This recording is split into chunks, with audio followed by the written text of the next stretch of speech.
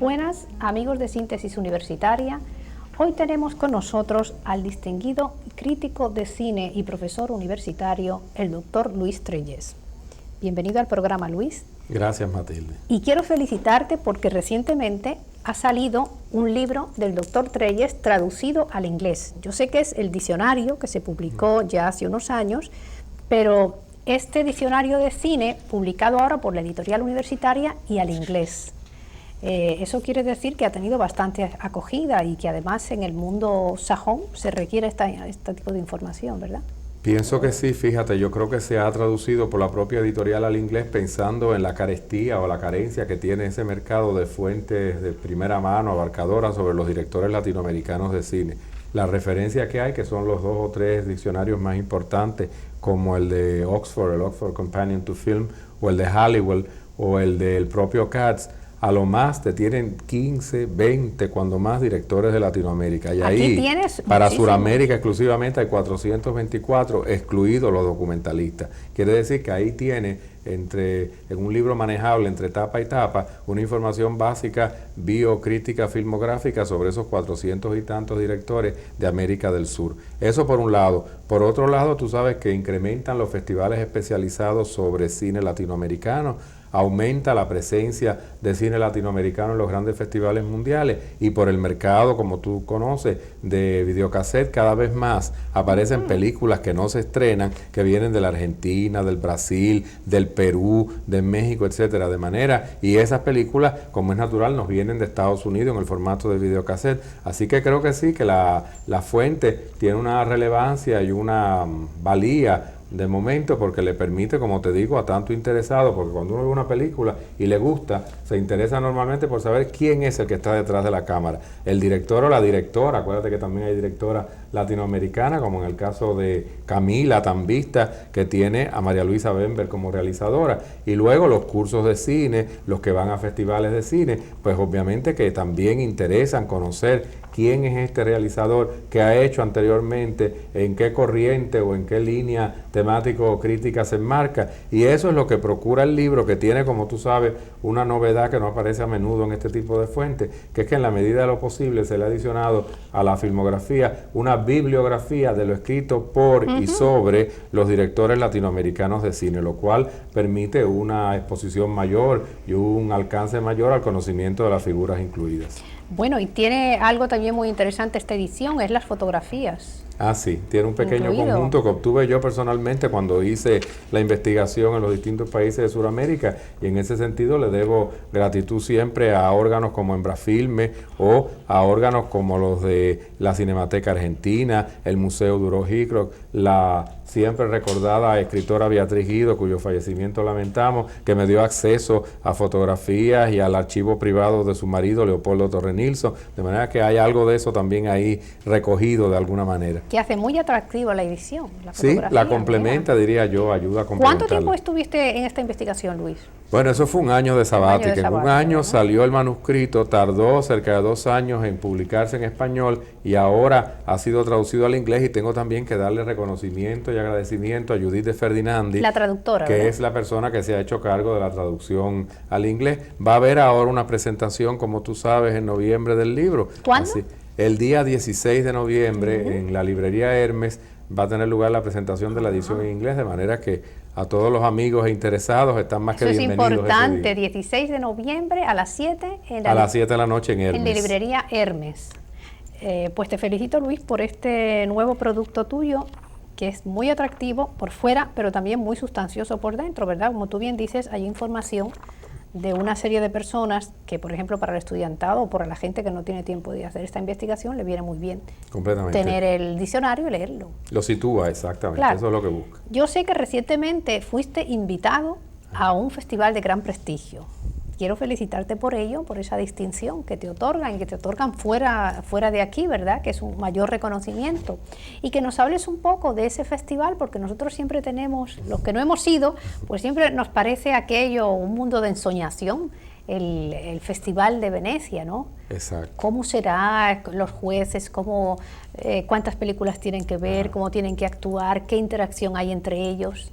pues vamos a satisfacer tu curiosidad y la del público. Efectivamente, Venecia, que es el decano entre los festivales mayores de cine, porque comenzó precisamente en el 32, o sea que tiene ya 50 y tantos años de existencia cronológica, aunque no de presentación real del festival, porque con motivo de la guerra y de la triste situación por la que atravesó Italia, hubo años en que no se pudo dar el festival en ese periodo, y entonces se da la curiosidad de que estamos en la 46 edición del festival, pero cronológicamente hace más de 50 años, como te explico, que nació el festival, y es junto con Cannes en Francia y Berlín en Alemania, yo te diría que los 3 indicadores mayores que tiene uno anualmente para saber qué está pasando de relevancia o de creatividad en el mundo del cine. Es lo mismo que sucede con ustedes los de literatura, ¿verdad? Que tienen ciertos indicadores que se representan por ciertos premios muy cotizados, por ciertos reconocimientos. De manera que tener la oportunidad, yo había sido jurado especial en Cannes y también en Berlín, pero no lo había sido en Venecia, de manera que con esto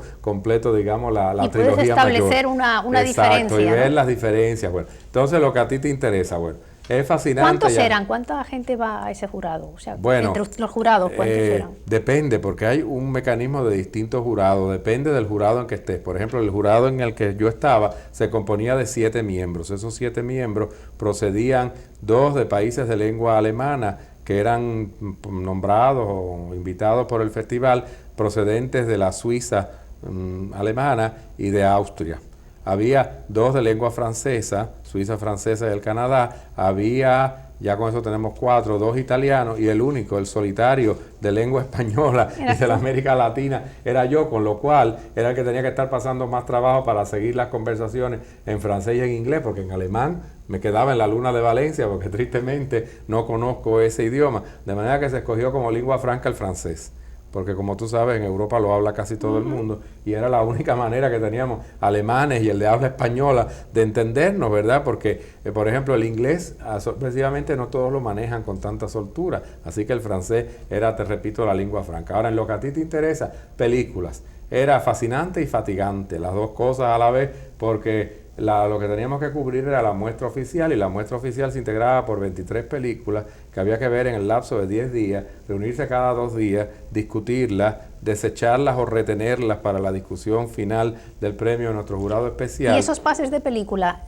lo hacían individual o iban los 7 críticos a verla? Mira, Venecia como festival mayor está muy bien organizado, es decir, que todos los días tú tienes la posibilidad de ver las películas oficiales en 2 o 3 alternativas. Entonces, no se podía ir como los siameses, es decir, cada cual iba por su cuenta y era su responsabilidad el día de la discusión venir preparado para o defender o no retener, como te explico, las películas vistas hasta el momento de las reuniones, que fueron 4, me parece, en total durante los 10 días. Pero además de las 23 películas, yo como profesor de cine y como crítica me interesaba todo lo que rodea a la muestra oficial, y hay la sección de la crítica internacional, la sección llamada Venecia Horizontes, en que el festival te escoge películas de calidad pero que no se han seleccionado para el premio oficial, la sección Venecia a la medianoche, que significa salir a las 2 de la mañana del Lido y llegar ya sin transportación a tu hotel a pie para empezar el otro día a las 9 de la mañana, y además de eso la excepcional retrospectiva de los centenarios tan grandes que hemos tenido este año, y además de eso una sección llamada de eventos, donde se dio quizás lo mejor de todo el festival, en mi opinión. Así que te supondrás, era una dieta de 4 a 5 películas por día. Era agotador, eso, ¿verdad? Exactamente, eso al final de 7 u 8 días como que te tiene viendo doble, ¿verdad? Más cuando una parcela la tienes que ver con sumo cuidado, porque tienes una responsabilidad para ese jurado especial del que formas parte. Ahora, aquí yo he traído, y para beneficio tuyo y de todos nuestros televidentes, una pequeña muestra visual. Por ejemplo, el Gran Premio, el León de Oro. Pues el León de Oro este año ha sido lo más interesante, porque recayó en una cinematografía prácticamente desconocida a niveles artísticos, que es la de Taiwán. El cine que se hace en Taiwán desde hace más de 25 años, y la obra que se seleccionó como merecedora del Gran Premio se llama La Ciudad Doliente, y es una especie de saga. Ahí tenemos una foto de la película, una especie de saga familiar, social, de un patriarca de Taiwán, sus 4 hijos, sus múltiples relaciones femeninas, mujeres y concubinas, sus nietos, y todo eso situado en el panorama clave del grupo de años que va entre el 45 y el 49, en que la isla se libera de los japoneses, pasa brevemente a manos manos de los comunistas y cae finalmente en manos de los nacionalistas chinos de Chiang Kai-shek. Y entonces se entremezcla, como en el Novecento de Bertolucci, la historia personal y familiar de este grandísimo grupo, ven ahí más de 20 personas, familia patriarcal, con la historia convulsa y vital de la isla de Taiwán en ese periodo mencionado. Una película muy larga, de 3 horas de duración, una película difícil, porque imagínate, está subtitulada al francés, y entonces esos diálogos tan frondosos en chino uno no los puede entender, y lo que capta, como tú sabes, la cápsula o telegrama que te dan los subtítulos, que nunca es lo mismo que exponerte al sonido original, a la banda sonora original.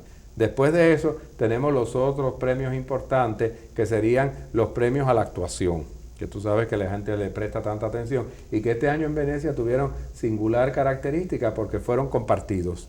El premio a la mejor actuación masculina se le dio compartidamente a un actor nuevo, Massimo Troisi, y al conocidísimo Marcello Mastroianni, por una película excepcional que fue la premiada en nuestro jurado de Ettore Scola, que se llama ¿Qué hora es?, que es una comedia con ese toque tan humanístico del cine de Scola, sobre algo tan vital y que todos conocemos tan bien como la famosa diferencia generacional entre padres e hijos, y la fórmula para que un padre viejo con unas tradiciones, con una manera de vivir y de pensar la vida, logre una especie de armonía con un hijo joven que lo menos que piensa es en sintonizar con las ideas de su padre. Y sale realmente una película maravillosa por el calor humano. Esas películas no han llegado aquí todavía. Tristemente no, y algunas no llegarán nunca, me imagino. El premio femenino fue también compartido, una cosa lo más curiosa, por una misma película, 2 actrices inglesas, la excepcional, la extraordinaria Peggy Ashcroft, de 82 años, con una actriz nueva, Geraldine James, se llevaron el premio de mejor actuación por la película Ella ha estado lejos, She's Been Away, que curiosamente es la historia en clave feminista de un choque generacional entre una tía y una sobrina que se encuentran y logran establecer una especie de alianza a pesar de la diferencia de años y de entorno contra los hombres, que en una época coartaron a la mayor y que ahora presionan de alguna manera a la más joven. Y Peggy Ashcroft se quedó literalmente con el festival, porque estaba allí accesible, pude hablar con ella varias veces, y el día de la entrega de premios, esa señora ha recibido una ovación extraordinaria por la forma tan sin pretensiones, una actriz tan notable del teatro, tan cálida, tan extraordinaria de recibir su premio. Realmente que iluminó literalmente la entrega de premios en la noche final. Y dijo algo un poco triste, ¿verdad? Porque dijo, ya a mi edad no se puede hacer más de Ofelia, ya a mi edad no se puede ser ninguno de los grandes personajes de Shakespeare, y le debo gratitud enorme al cine porque me permite seguir actuando aunque sea en papeles de vieja. Así que realmente fue un tributo, ¿verdad?, a la prolongación de su arte a través del medio fílmico. Bien, esos son los 2 premios de actuación. Después de lo que yo llamo el cine exótico para nosotros, vas a ver inmediatamente algunas fotografías escogidas de la extraordinaria película japonesa, La muerte de un maestro de té, que esa sí se va a poder ver porque llega, como digo yo en un artículo que voy a publicar, de Venecia a San Juan, porque forma parte del ofrecimiento de ese Festival Internacional de Cine de San Juan, que tú sabes que hemos estado celebrando acá en el mes de noviembre, y es una de las 2 películas japonesas presentadas en la muestra del festival de acá. Y es una película con una belleza de composición y de color como yo no he visto en mucho tiempo. Otra película notable del mundo asiático es La Hindú. Sabes que la India es el primer país productor de largometraje, lamentablemente no nos llega nada comercialmente, y esta es otra película, yo diría que este fue el festival de la familia, cosa tan curiosa, ¿verdad?, los grandes cineastas. También es tema de familia. Pero había más de 6 películas de todo tipo de procedencia sobre el tema de la familia y lo difícil de las relaciones generacionales entre padres e hijos, Parece lo cual que es universal, una constante del mundo de hoy. Y fíjate qué interesante, porque en esta película hindú que se llama Súbitamente un día, la trama gira en torno a la desaparición misteriosa de un profesor universitario, padre de familia ya mayor, con mujer y 3 hijos. Nunca aparecerá, nunca sabremos más del personaje, ni importa. Lo que importa es la toma de conciencia y la crisis que se despierta en esposa e hijo, pensando, ¿qué le hicimos? ¿Cómo no lo comprendimos? ¿De qué manera este hombre se fue encerrando en su concha y al final un día súbitamente desapareció y no lo volvimos a ver? Y fíjate, es el tipo de película que la ve un público no acostumbrado y dice, ay, qué deficiente, porque yo lo que quiero saber es a dónde fue este dónde viejo. fue? Y eso es lo que no importa, lo que Claro. importa es el planteamiento que se hace este cuarteto de personajes, esposa e hijo, ya te digo, en relación con qué le pasó a este hombre le pasó? para Porque tomar una decisión tan drástica y tan súbita, de ahí el título de la película. Y finalmente África, un continente del que sabemos tan poco, una película de un ruso exiliado, rodada en África, que se llama Y se hizo la luz, que es una maravilla de película en el sentido de que plantea la corrosión de los valores primitivos cuando entran en juego los llamados valores de la civilización occidental, a cambiarle la forma de vida a una típica aldea o villorrio africano. Luis, dijiste algo, perdona que te saque un poquito de lo que nos estás diciendo, pero dijiste que no nos llegaban aquí las películas exóticas, hablar del cine Bueno, hindú. exóticas entre comillas, las películas sí, del yo Asia entiendo, o del África, pero claro. ¿por qué razón no llegan? ¿Es difícil Bueno, mira, eso es o costoso? ¿O qué? Bueno, hay toda una serie de factores. En primer lugar, tristemente domina el comercio del cine, como tú sabes, la poderosa industria norteamericana. Es decir, las películas que hacen la gran recaudación, tristemente, en Estados Unidos y fuera de Estados Son Unidos son las películas norteamericanas. ¿Por qué? Porque los americanos tienen una red de distribución mundial que casi negocia en sus propios términos. Estos países, India y Japón, que hacen 500 y 300 películas por año, no tienen distribución mundial. Ese es un primer problema. Es decir, no existe el lugar de expendio, de mercadeo de la película, no solo a nivel de Puerto Rico, en ninguno de los países latinoamericanos, por hablarte de una realidad que conozco. Lo segundo, las grandes diferencias culturales. Son unos cines embebidos en unas tradiciones, tanto el comercial como el artístico, en este caso, antiquísimas, notabilísimas, y yo creo que todos tendríamos que confesar nuestra gran ignorancia de las culturas orientales, religión, mitología, filosofía, estilos y costumbres de vida. Entonces, si llegaran, especialmente el público del cine, que tú sabes que es juvenil, que está como en una sola vía, el cine norteamericano de acción y violencia, se ríe, porque tú sabes que frente a lo retador, tristemente tenemos los humanos una reacción que es decir, no sirve, para no reconocer, no puedo o no quiero hacer el esfuerzo para ver si me puedo enfrentar con esto. Lo mismo sucede con los maestros llamados difíciles, con los cursos difíciles, te dice, no sirve, realmente no sirve, o es que simple y sencillamente esto me saca de mi complacencia, de mi camino habitual y yo no estoy para eso. Y entonces, con falta de honestidad, digo, no sirve, pero en el fondo, no sé si sirve o no sirve, no me he querido exponer a eso. Así que, falta de distribución por un lado, enormes diferencias culturales, filosóficas, mitológicas en estos cines, los hacen sumamente difíciles. Luego, cuando vas a la parte formal, el tempo, el ritmo de estas películas, como la vida oriental, tú sabes, la parsimonia, la etiqueta, la cortesía, es muy lento. Por ejemplo, El maestro de té es un deleite para la vista. Pocas veces he visto yo una fotografía como eso, pero qué lentitud de película. Es decir, que el que está acostumbrado a ese ritmo enfebrecido que vivimos hoy día, los que estamos sujetos a la influencia norteamericana tan directamente, pues encuentra que la película no le gusta, porque la película exige un esfuerzo de paciencia para entrar en un ritmo. Imagínate, el medioevo japonés y medieval, sería absurdo pretender que fuera a las 1000 millas como el último avión de Jet, ¿no? Saldría una película desastrosa en cuanto a autenticidad de ambiente y de época. Pero ahí es lo que tú dices, a veces el público no se sitúa en el momento cronológico de la cinta y entonces pues se aburre, en fin. Completamente, es un esfuerzo que tiene que hacer. Así que tienes ahí el bloque exótico, ¿verdad? Representado por esas 3 fotografías que te he traído. Después tenemos algo que a ti y a mí y a todos nos interesa mucho, y la presencia latinoamericana. ¿Hubo presencia latinoamericana en Venecia? Bueno, la hubo, pero tristemente limitada. Por ejemplo, no hubo ninguna película en la competencia oficial, cosa que lamenté enormemente, que viniera de estos países, que fuera de nuestras nacionalidades. Aunque sí hubo una alemana llamada Ojos Azules, que estaba inserta y situada en el panorama de la Guerra Sucia Argentina. Pero era película alemana. Ahora, en la muestra de Venecia Horizonte estaba Guerreros y Cautivas, y eso te debe traer algo a ti a la memoria que lo estudiaste.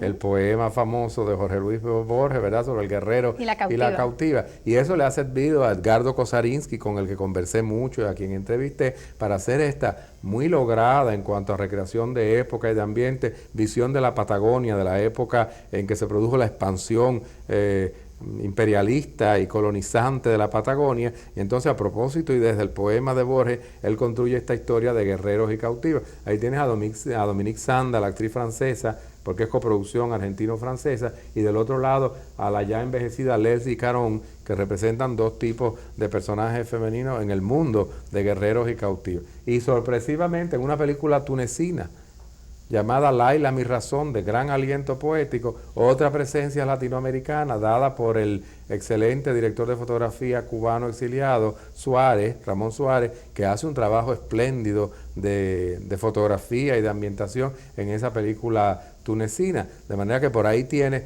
una presencia latinoamericana. Oye Luis, ¿y cómo estas películas llegan a Venecia? ¿Por invitación, por Bueno, selección? todos estos grandes festivales tienen un mecanismo de un comité selectivo de las películas. Entonces ellos viajan a los países o reciben las películas y deciden qué quieren y qué no quieren. Como es tan tal honor ir a Venecia, pues, o a Cannes o a Berlín, ellos deciden lo que quieren. Ahora, por ejemplo, en el caso de Venecia Horizonte, de la película argentina-francesa, pues no la consideraron para la competencia oficial, pero la consideraron meritoria. Fíjate el nombre, Venecia Horizonte. Abrirle al festival la oportunidad de ver estos cines distintos, tunecino o argentino, aunque parezca mentira, que no normalmente, hacen la nómina grande. Vamos a decir que hay la nómina grande y la nómina menor representada por estas otras muestras. Finalmente, todo festival que valga la pena tiene una retrospectiva. Y este año Venecia fue especialmente rico porque eran los centenarios de Jean Cocteau, aquel escritor discutido y discutible del mundo francés que incursionó mucho por el cine y se dio una muestra completa de todo lo que Cocteau hizo en cine, ¿verdad? Desde lo surrealista y lo vanguardista hasta los diálogos y los guiones para ciertas películas. Hubo un homenaje a Chaplin, cuyo centenario se cumplía, y otro al extraordinario Carl Dreyer, que también hace 100 años de su nacimiento. Y sobre todo, la maravilla de Venecia fue Kiełowski, el polaco Kiełowski, con una serie de 10 películas que duraban 10 horas y a la cual íbamos todos los días entre empujones y dificultades para caer en un rito cuando entrábamos a comulgar con cada una de ellas, llamada el Decálogo. Y fíjate lo que ha hecho, ha cogido los 10 mandamientos en la Polonia actual y ha dado sobre cada mandamiento una película para una serie de televisión, y ojalá tuviéramos ese tipo de televisión, en que explora no el impacto religioso, sino el impacto moral que aún conservan en nuestras sociedades laicas de hoy los 10 mandamientos. Y para darte nada más que un botón de la maravilla que es esa serie, ¿cómo tú crees que enfoca el 7º mandamiento? No robar.